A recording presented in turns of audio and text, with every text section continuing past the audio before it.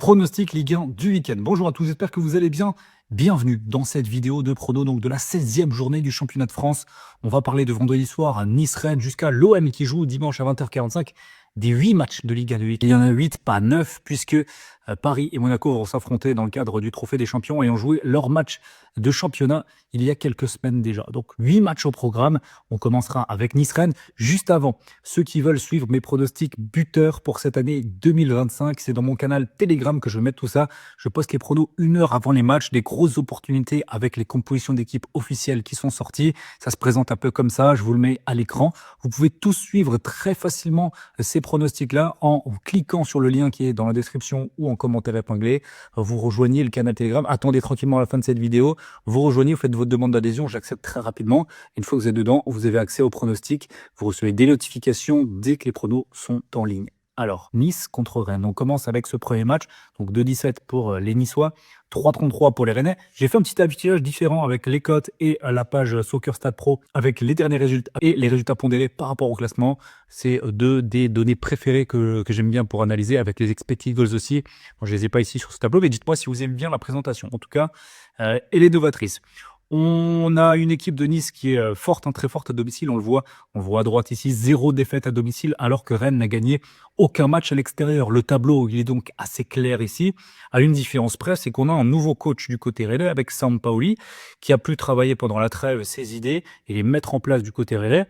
On va voir ce que ça va donner. C'est pas sûr qu'il y aura un résultat à l'extérieur puisque Nice est un client, mais je pense que la victoire de Nice n'est pas aussi sûre que ça. On pourrait très bien avoir un match nul comme ça a déjà été le cas pour Nice à domicile cette saison 3 fois. Je vais partir ici sur le nul et en pronostic, je vais prendre match nul remboursé si jamais Nice s'impose. Ça me semble être vraiment très intéressant. On continue avec Saint-Etienne contre Reims. Saint-Etienne à 3,48 à domicile, 2,10 pour Reims qui est favori. Il n'y a pas tant d'écart que ça au classement, puisque les Rémois, ils avaient fait un très bon début de saison, mais sur les 8 derniers matchs, on voit qu'il n'y a qu'une seule victoire, et c'était contre Le Havre, voilà, qui est quand même encore plus en difficulté que Saint-Etienne, je pense, au niveau du jeu. Saint-Etienne, il y a eu quelques résultats intéressants à domicile. On le voit contre Montpellier, 1-0, contre Strasbourg, 2-0. Ils n'ont pas démérité contre Lyon quand ils perdent. Pareil contre Toulouse, ils perdent 2-1 à l'extérieur. Il y a quelque chose. Je trouve qu'il y a du mieux du côté stéphanois. Il y a eu un changement de coach pendant la trêve. Est-ce que ça a changé vraiment quelque chose? Saint-Etienne, c'est l'équipe à prendre 3 points ici, je pense, à domicile. On voit que toutes leurs victoires, Saint-Etienne, les 4 ont été obtenues à domicile. Contre Lille quand même, contre Auxerre, contre Strasbourg et contre Montpellier. Je pense que Reims peut être ajouté à ce tableau de chasse. Je serais très tenté donc de partir sur une victoire de Saint-Etienne. À noter, juste c'est ça, c'est vraiment ce qui me fait peur, c'est que Reims à l'extérieur contre les équipes du bas du classement, ça réussit bien. 3-0 au Havre, 3-1 à Angers, 2-1 gagné à Nantes et 0-0 à Strasbourg. C'est costaud. Franchement, c'est costaud. Donc ici, je partirais plutôt sur un but pour les deux équipes. Mais ma value, mon résultat attendu sur ce match, il reste sur Saint-Etienne avec cette belle cote à 3,48. On continue avec Lille contre Nantes. Lille à 1,58. Nantes à 5,70. Les Nantais qui ont gagné qu'un seul match à l'extérieur, c'était contre Montpellier, là en lanterne rouge. Et de l'autre côté, on voit que Lille, c'est très costaud. Domicile extérieur, Lille fait une saison vraiment très très belle. Pourquoi ils sont que 4e au classement? Parce qu'il y a énormément de matchs nuls quand même. Et ça, c'est ce qui me fait un petit peu peur lorsqu'on voit notamment que Nantes a quand même réussi à prendre le point du nul au Parc des Princes, à Paris, un partout. Ils ont fait nul contre Angers, ils ont fait nul contre Toulouse. Voilà, il y a quelques résultats à l'extérieur. Donc ici, je serais tenté de sécuriser avec un match nul remboursé en cas de victoire de Lille. Là, je pense qu'on essaie. Sinon, vous pouvez prendre aussi Lille au nul et plus d'1,5 buts, mais je pense que la cote sera un petit peu moins haute et intéressante. En tout cas, je vois Lille gagner, mais la chance de nul est vraiment possible. Lyon contre Montpellier, Lyon à 1,35, Montpellier à 7,30. Le tableau est assez simple ici.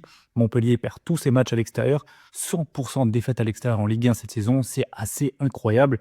Et le pire, c'est qu'ils ont marqué seulement dans 2 matchs à l'extérieur. Sinon, tous les autres matchs, ils n'ont même pas marqué la moindre fois. Lyon, c'est plutôt bon cette saison. Après un début de saison compliqué, eh bien, je trouve que il y a vraiment une identité lyonnaise cette saison et je pense que ça va performer jusqu'à la fin de la saison.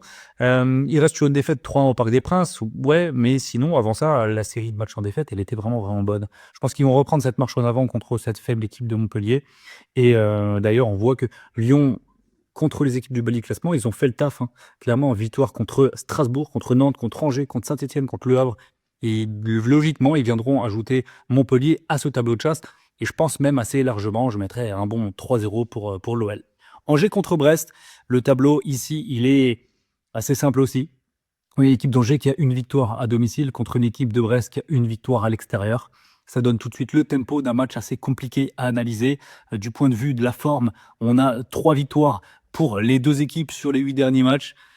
Ici, franchement, c'est, je pense, le résultat le plus compliqué à aller chercher avec certitude. J'ai l'impression que Brest a quand même un avantage parce qu'ils sont la meilleure équipe et qu'Angers a montré quand même des performances très inquiétantes juste avant la trêve, notamment contre Lyon et contre Rennes. Franchement, c'était très très pauvre. Et donc même à domicile, quand ils perdent 3-0 contre Lyon, franchement, la prestation, elle fait froid dans le dos.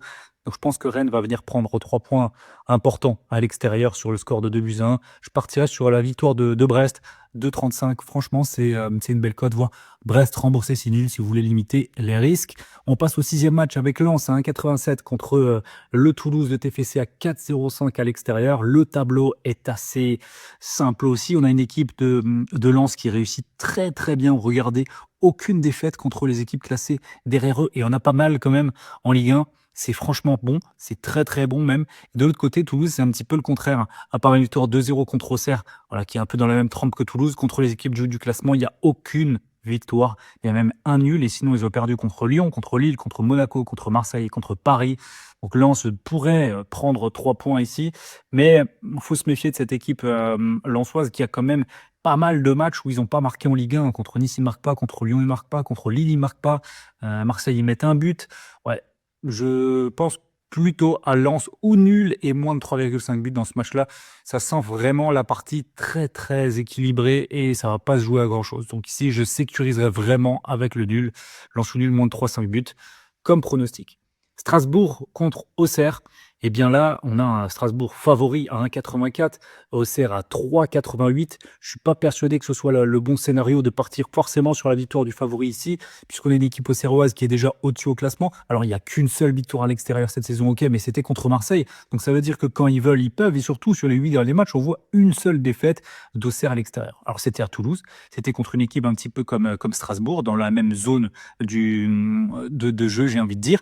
Donc voilà, ça peut être un petit peu piège comme match. Moi, je vois vraiment ici le nul, la neutralisation.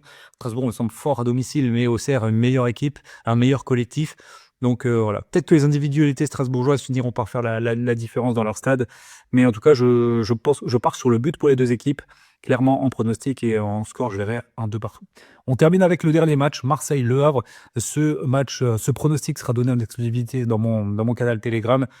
Je vous avoue que j'hésite un petit peu parce qu'on a l'OM évidemment 1,31 qui est largement favori des bookmakers, qui devrait démonter Le Havre, qui reste sur 3 défaites consécutives sans vraiment montrer de belles choses. La dernière défaite 3-0 contre Strasbourg avant la trêve, elle est dramatique dans le contenu. Donc voilà, ça s'annonce compliqué pour Le Havre qui a perdu beaucoup de matchs à l'extérieur, qui a perdu contre toutes les équipes du haut du classement, 4-1 contre Paris, 3-1 contre Monaco, 3-0 contre Lille, 4-0 contre Lyon. Donc normalement, ça devrait faire un gros score ici, mais voilà, Marseille au Vélodrome, ils n'ont pas prouvé grand-chose cette saison, donc je reste encore sur mes gardes. Il y aura sans doute un gros pronostic buteur sur ce match-là. Je vous encourage tous à rejoindre mon canal Telegram, c'est gratuit, vous pouvez le faire maintenant pour aller choper les pronostics du week-end. D'ailleurs, il n'y aura pas que Marseille-Le Havre, évidemment, il y aura plein de pronos. Je vous attends là-bas. Merci d'avoir visionné la vidéo. Dites-moi si ce nouveau format vous a plu ou pas, si c'est lisible, si voilà, ça a été intéressant à suivre ou pas. Et moi, je vous dis à très bientôt. Et puisqu'il y aura d'autres vidéos, que ce soit sur YouTube ou sur les autres réseaux. Allez, bon week-end à tous et à très vite. Ciao, ciao.